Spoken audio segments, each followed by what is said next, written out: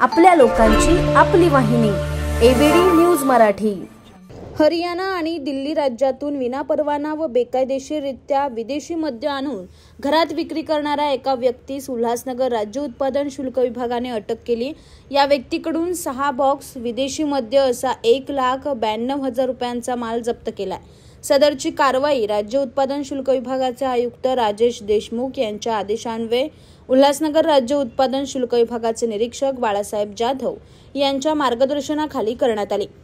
या धाडीत अटक करण्यात आलेल्या व्यक्तीचे नाव प्रदीप गोपलानी असे असून तो उल्हासनगर कॅम्प क्रमांक 5 येथील जुना बस स्टॉप येथे आपल्या घरात विदेशी मद्य विक्री करत असल्याची माहिती राज्य उत्पादन शुल्काला मिळाल्यावर ही कारवाई करण्यात आली।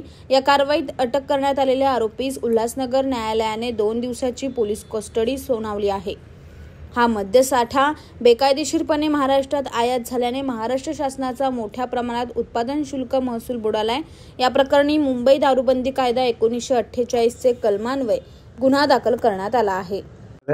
उल्हासनगर 5 नंबर इथे प्रदीप गोपलानी यांच्या इथे छापा टाकला असता 1,92,200 रुपयाचा मुद्देचा विदेशी मद्य स्कॉच असे हरियाणा आणि दिल्ली राज्यातील मिळून आलेली आहे।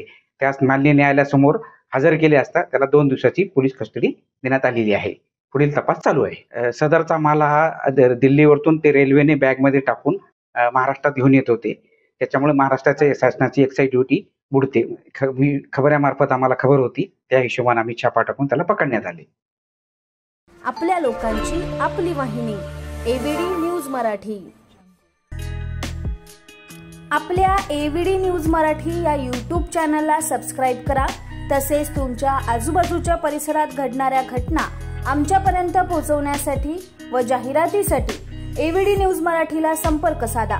संपादक रेश्माताई दुधाने 9765529008 आणि 9370508280।